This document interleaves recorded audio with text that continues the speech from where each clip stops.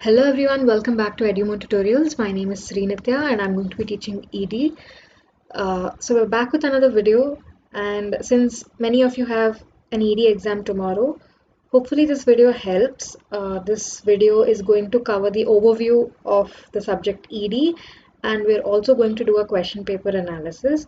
So without any further ado, let's get started. Let me just present my screen so that all right.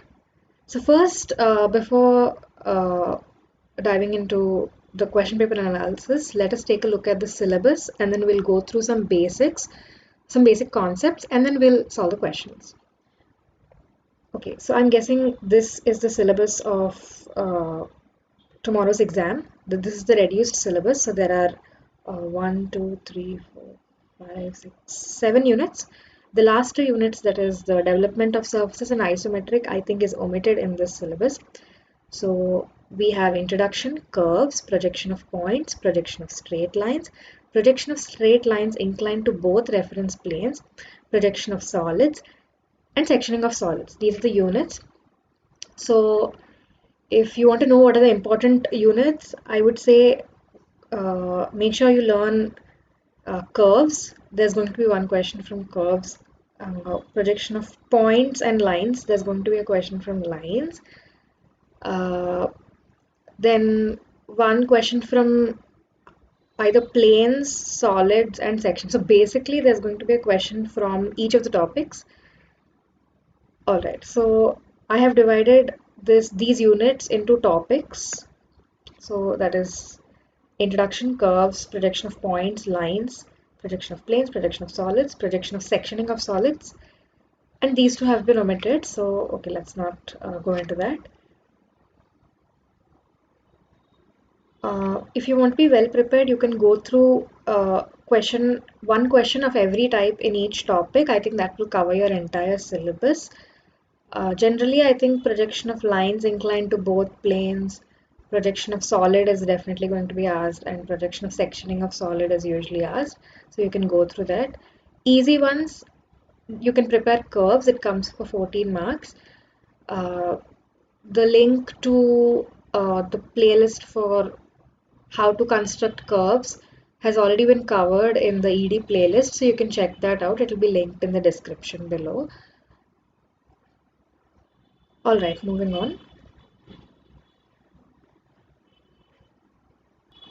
Now let us take a look at some basic concepts before solving the question paper. So the first topic that we're going to take a look at is the orthographic projection. So this is where the main topic starts. So orthographic projection is basically projection at 90 degrees. Basically, a projection is a view of an object. So how an observer views an object, that is called a projection. So for example, if we place an object between two planes and we see its shadow on one of the planes, you can call that a projection. So basically in orthographic projection, there are two planes of projection, namely the horizontal plane and the vertical plane. So this is the vertical plane in blue and horizontal plane in yellow. Orthographic projection means at 90 degrees. So these planes will be at 90 degrees to each other. And hence they form four quadrants, as you can see in the image. First quadrant, second quadrant, third quadrant, and fourth quadrant. The arrow here represents the observer, so that is we will be viewing it in this point of view. This image over here is the 2D image of this, that is, as you can see, it's written over here. If observed along the red arrow, that is, if observed along here, you're going to see this. So basically, first quadrant, second quadrant, third quadrant, and fourth quadrant. These are also called, so this quadrant will represent the first angle projection, second angle projection, third angle projection, and fourth angle projection. So what I mean by first angle projection and all, I'll explain. So basically what we're going to be doing is, between these planes, we're going to place an object, and as an observer, we're going to see the object, and we're going to see, we're going to find out the front view, its top view, and basically study the object. So similarly, generally it will be placed in the first quadrant. In the beginning, that is in the uh, projection of points and maybe lines, the other quadrants also will be used, but generally we'll be using the first quadrant itself. So the overview of the subject engineering drawing, the syllabus that we have here, it's basically uh, in this in these planes we're going to be placing objects. So these objects could be points, lines, planes, or solids, and then we're going to see their views. So those are all the units. And then the last unit we're also going to section them. That is, we're going to cut some of the solids and we'll see the sectional surfaces, and we're going to see those views also. So that is uh, in simple terms or an overview of the subject. So let's go to the next slide. Generally, while solving these kind of questions, we'll come across terms such as in front of, above HP, in front of VP, behind VP, above, below, behind, in front of, all of these. So I've just represented them in this picture. So again, this is VP, that is vertical plane, and this is HP. So if the object is placed above and in front, the object falls in the first quadrant, that is first angle projection. If the object is placed behind VP and above HP, then the object falls in the second quadrant, and we're going to draw its second angle projection. So based on these terms from the question, you're supposed to guess in which angle projection you're supposed to draw the answer. If it is below and behind, then third angle projection. In front of VP and below HP, then fourth angle projection. Let's go to the next slide. These are just short forms, that is abbreviations. Top view is represented sometimes as TV, front view FV, side view SV. Horizontal plane is represented as HP, vertical plane means VP. Projection plane may be represented as PP. Section plane is SP. Yeah, so that's it. Okay, next slide. All right. So while drawing the projections, this is where the views will fall. So this is the XY, that is the reference line. And in first angle, the front view will be above the reference line and top view will be below the reference line. In second angle projection, both the front view and top view will be above the reference line. In third angle projection, the top view will be above the reference line and the front view will be below the reference line. And in fourth angle projection, both front view and top view will be below the reference line. So these understanding the concept like this will make solving questions easier. Coming to the next slide, these are the cases for projection of planes. So in the concept projection of planes, that is, the plane can be placed in various ways, right? So then many cases may arise. So these are the cases. So if the plane is parallel to VP and perpendicular to HP, or parallel to HP and perpendicular to VP. So that means if the plane is parallel to one plane and perpendicular to the other, the number of steps that are involved in drawing is 1. The next case is if it's perpendicular to one plane and inclined to the other plane at an angle. So you'll have 2 steps. That means first you will place the plane, first you will rest the plane, that will be one step, and then the next step you will incline it to an angle. And the last one is inclined to both HP and VP. This will involve 3 steps. So the first step will be inclined to one plane, then you'll project it sideways, and then you'll incline it to the second plane, and finally you'll project both these and you'll get the final one that is inclined to both planes. Now a similar summary for projection of solids. If the position of the solid, that is the axis, is perpendicular to HP, then we need to start with the top view and the number of steps will be 1. And if the axis is perpendicular to VP, we'll start with the front view and number of steps is 1. So why we're starting with top view and front view is because the shape of the solid will be visible in that view in this position. So that's why. Next, if axis is perpendicular to the projection plane and axis is parallel to both HP and VP, we'll start with the side view. Because in side view, the shape of the solid will be visible. That is either hexagon, pentagon, whatever it is. If axis is parallel to VP and inclined to HP at an angle, so then we'll assume that the axis is perpendicular to HP first, and then redraw the front view as the inclined view. That is, first it will be perpendicular to HP. We'll draw its projections. Then we'll take the theta angle and then draw the projection. So 2 steps will be involved. Similarly for the last one. So now that we just went through some of the basic concepts, let us try solve the question paper. So first let us see the question paper.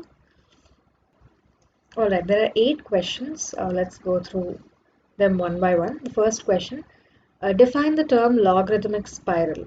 So let us look at the answer. That is, a logarithmic spiral can be constructed from equally spaced rays by starting at a point along one ray and drawing the perpendicular to a neighboring ray.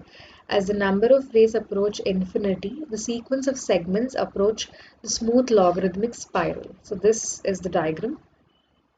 You can draw a rough diagram, or if you know how to construct it, you could also construct it. But this question was asked only for 2 marks, so I think defining it and drawing a rough diagram would be enough. Second question. 1b, define horizontal trace. Alright, 1b. Horizontal trace. When a line meets HP, that is the horizontal plane, okay, or if necessary on the extended portion of HP, the point at which the line meets or intersects the horizontal plane is called the horizontal trace of the line, and it's denoted by the letter H. When the line is parallel to both HP and VP, there will be no traces on the set planes. So this is the line, and this is its projection. So when this line is extended to the respective horizontal plane, and the point at which the extended line touches the horizontal plane, that is called the horizontal trace, and it's represented by the letter H. So you can just define this and give this definition, and if possible you can draw a small diagram also and denote the horizontal trace with capital H. Moving on. What do you understand by development of a solid? What is its purpose? Alright, let us take a look at the question. Actually, this question is from development of solids. I think it's omitted from the syllabus, but anyways, let's just take a look at the answer. Alright. Development of surfaces of solids. So basically it means you take an object and you assume it's made up of a thin paper or a chart paper, and you cut it open. So the resulting sheet or the resulting unfolded paper is the development of the solid. So let's read the definition. Assume the object hollow and made up of a thin sheet. Cut it open from one side, unfold the sheet completely. Then the shape of that unfolded sheet is called the development of lateral surface, the development of solid of that object or solid. And they have defined some technical terms here. Lateral surface is the surface excluding the solid's top and base. What is its purpose? So here they have given some applications. There are so many products or objects where it is difficult to manufacture conventional manufacturing process by using conventional. Because of their shape and size, they are fabricated in sheet metal industry by using development technique. This is a very vast range of, there are very vast range of such objects. Examples are pressure vessels, trays, boxes, feeding hoppers, etc. Even gift boxes is a good example. Alright, what are the different types of solids? Is the next question. So let us look at the answer. So there are many types of solids. The classification of solids, that is, it can be categorized into 2 groups. They are polyhedra and solids of revolution. So what are polyhedra? A solid which is bound by plane surfaces or faces is called polyhedra. Polyhedra is classified into 3 subgroups. They are regular polyhedra, prisms and pyramids. So prisms have 2 bases and rectangular faces, and pyramids have 1 base, and all the other faces will meet at a point called the apex. And then we have regular polyhedra. Then the second type is solids of revolution. Solids of revolution, that is, if a plane surface is revolved around one of its edges, the solid generated is called the solid of revolution. So that is sphere, cones, cylinders, these are all solids of revolution. That is, if you revolve a hemisphere, you will get a sphere. If you revolve a triangle, you will get a cone. If you revolve a rectangle along one of its long side or shorter side, you will get a cylinder.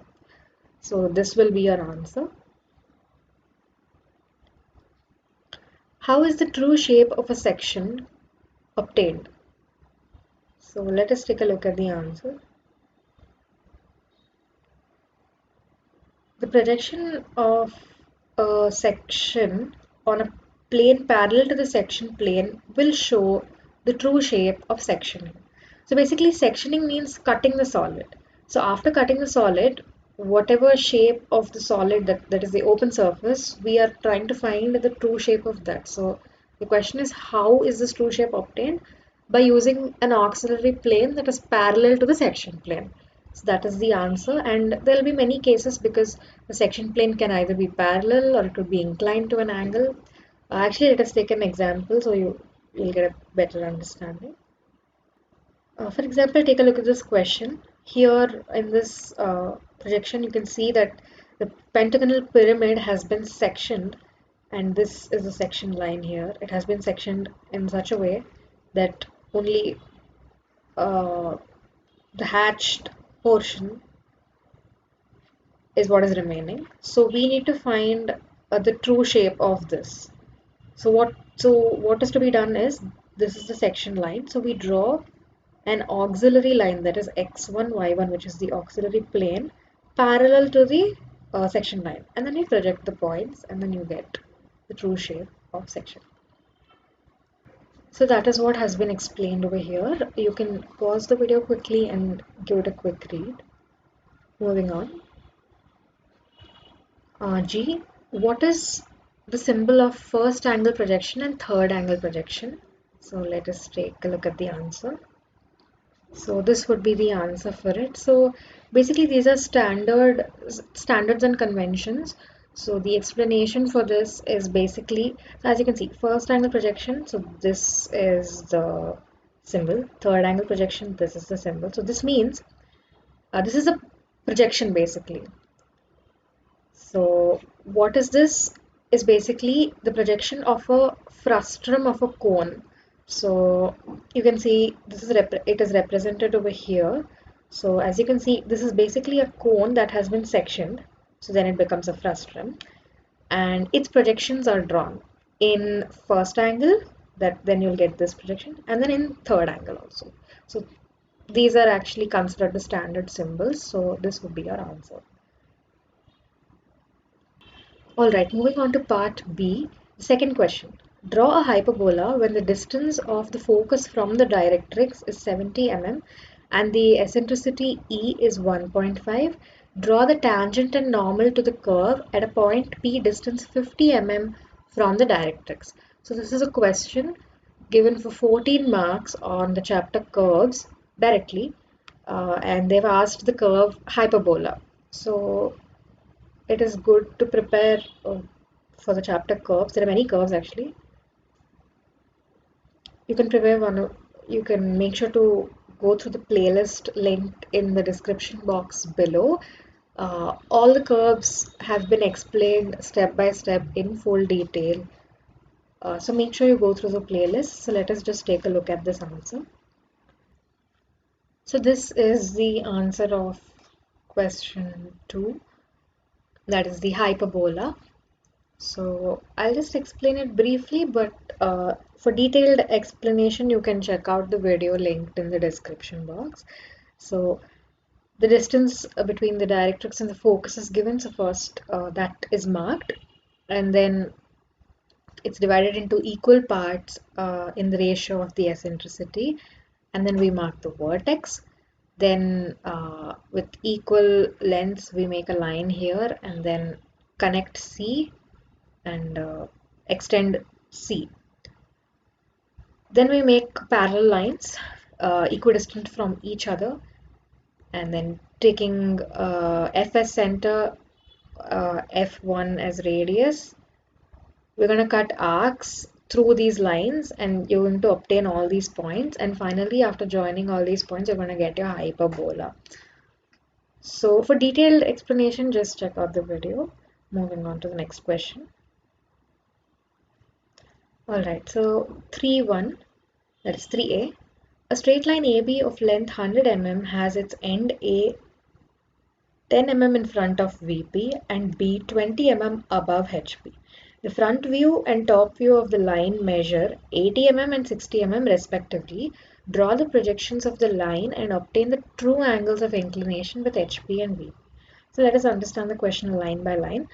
It is very important to imagine what you're reading in ED. For example, a straight line AB. So imagine a line AB of length 100 mm has its end A 10 mm in front of VP. So these words are very important: in front of, above, as I mentioned previously while explaining the basics.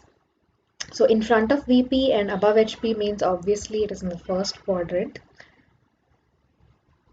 Alright, so first angle projection. The front view and top view of the line measure 80 mm and 60 mm respectively. So they have not given the angle of inclination. They've not mentioned any angle. We have to find that out. So this is clearly the case of a line inclined to both planes. So because of the last line says draw the projections of a line and obtain the true angles of inclination with HP and VP. Let us take a look at a similar case to understand how to solve this question. So this is the basic diagram for how to draw the projections of a line that is inclined to both planes. So first we'll draw the true length at an angle, and then the first step is to mark the distances from the reference line, that is these distances, that is above HP and in front of VP. After those distances are marked, we can make a line, just a construction line, just a line that is parallel to XY. So first we draw the true lengths, that is the true lengths, and then we mark those points P1 dash and B1, and we'll extend this true length to the front view, and we'll extend this true length to the top view. And with A, B1 as radius and A as center, we're going to cut an arc on this line to obtain the TVL. Similarly, over here, by taking A B dash, A B2 dash as A dash B2 dash as radius and A as center, we're going to cut an arc so that it passes through this line, and so we'll finally get A dash B dash as the final projection. So as you can see, these two will be the darker lines, and everything else is used to support the drawings. Everything else will be lighter and construction lines. So this is basically a general drawing. This is not the exact answer. So this is the concept. So you can apply this concept for that question and do it with the given dimensions. Alright, so next question, 3b. A hexagonal lamina of side 30 mm is resting on HP on one of its corners, with the sides containing the corner being equally inclined to the HP. The surface of the lamina makes an angle of 30 degrees with VP. So as I'm reading the question, try to imagine the position of the solid, and it's a hexagonal lamina, so the positioning of the hexagon. Also, draw the top view and front view of the lamina if the plane of the diagonal passing through the corner is inclined at 50 degrees to the XY line. So let us take a look at a similar question with almost the similar dimensions to understand how to solve this question better. So this would be the answer. So let us first go step by step. So let's take a look at this first. So this is a question of, again, plane inclined to two planes.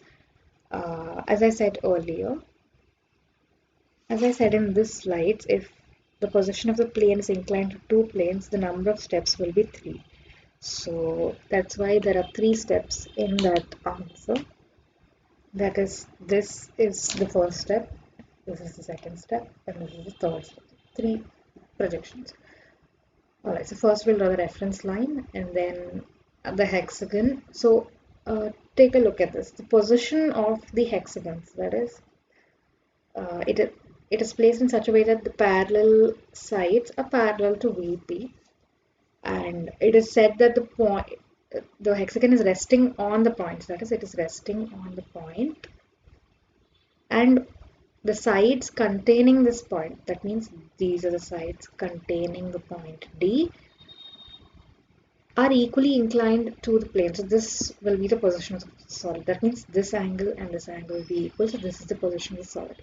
So instead of first inclining it, so uh, first we'll rest it and we'll draw the projection. Then we'll incline it and then draw the projection and project this inclined line to the top view to get the shortened hexagon. Now we'll incline this to 30 degrees. So now inclination to one plane is done. So in the third view, it is inclination to another plane. So this is the final projection. Moving on to the next question, that is question number 4. A pentagonal prism of side 30 mm and axis 70 mm long rests with one of its edges on HP such that the base containing the edges makes an angle of 30 degrees to HP and its axis is parallel to VP. Draw its projections. So as I was reading the question, hopefully you were imagining the position of the solid. So it is a solid, so it's going to have an axis. So it says the dimensions are side 30 mm, axis 70 mm, with one of its edges on HP such that the base containing this edge makes an angle of 30 degrees. So that means the prism is just standing straight, and and the base containing the edge makes an angle. So the base is making an angle of 30 degrees and its axis is parallel to VP. Alright, so this is a case of a solid where the axis is parallel to VP and the solid is inclined to one plane. So there will be 2 steps to solve this question. Let us take a look at the answer. So I've just demonstrated the answer just using a rough sketch, and these are not exact to the dimensions. So yeah, just a rough sketch. So I started with the top view because, so this is the positioning of the prism. Because the axis is parallel to VP, the shape of the prism will be visible in the top view, right? So when you look from here, you can see the pentagon. So that's what I've drawn. And there will be 2 pentagons, right? So one on top, one in the base. So that's why I have named the top pentagon with A, B, C, D, E, and the bottom pentagon, that is the base, with 1, 2, 3, 4, 5, and 1, 2, 3, 4, 5 are in brackets because they are hidden. When you see from top, you won't be able to see them uh, because A will superimpose on these points. Alright, so then I projected the lines and then finished the front view. Because the axis length was given, I just finished the front view. Right, and then I named the front view also. So the bottom, so this represents the bottom prism, that is with numbers. So when you look from here, you can see 2, but you won't be able to see 1. So 1 is hidden. Hidden means it is in brackets. So hopefully all of you know naming. That is, in top view, we just use small letters or numbers. In front view, we use the small letters and numbers, but with like a hyphen. So it'll be 2 dash, 1 dash, like that. Okay, so the observer is looking from here. Um, so yeah, as you can see the arrow, the observer is looking from here. So 2, 3 and 4 will be visible and 5 and 1 will be hidden. Alright, so that's why they are represented in brackets. And similarly, naming for the top prism. Now, I have inclined it to an angle of 30 degrees. So I said two steps. So first it is assumed to be at rest and then you have to incline it at 30 degrees. I've taken the same dimensions that I used to construct this front view. I just used that to construct this, and same I copied these naming also. Now I have extended these points, all of these points, to construct the final top view. And then I've also extended these lines, projectors from this pentagon. So now the points of intersection will form this figure. So that is, for example, let us find point A. So the line coming from here, it's A, this is A, and this, so there's A here, so this is A. So it's basically like marking coordinates. So after you find all your points, you're going to join them. So I've joined them, and as you can see dotted lines here. So this dotted line represents the hidden sides. That means when you look, so this is the top view, right? So when you look from the top, you won't be able to see these edges, although they exist. So to represent their existence, we use hidden lines, and they are dotted lines drawn with an HB pencil, that is a dark pencil. A 2 mm line, 1 mm gap, 2 mm line, 1 mm gap, and that follows. And finally, we'll dimension this, and I have not actually drawn the axis, but it is important to draw the axis sorry, while doing the question. The fifth question, let's go to the fifth question. Alright, so the fifth question. A pentagonal pyramid of base 30 mm and axis length 60 mm is resting on HP. So the pyramid is just resting on HP on its base with the side of the base parallel to VP. So it's a pentagonal pyramid parallel to VP. It is then cut by a plane inclined at 45 degrees to VP and perpendicular to HP. So the plane is standing. It is perpendicular to VP it is inclined to VP and perpendicular to HP and 12 mm away from the axis of the solid. That plane cuts the solid. Draw its top view and sectional front view and true shape of section. So let us take a look at the answer. So this is a similar question and its answer. So the pyramid is resting on HP, so that's why there is no angle. And the view is so one side of the pyramid, so the one side of the pentagon, that is AB, it is parallel to VP, so it is parallel to the reference line. So this is the position, or it can be an inverted pentagon also, no problem. But then in this case, it would be easier to draw the true shape of section.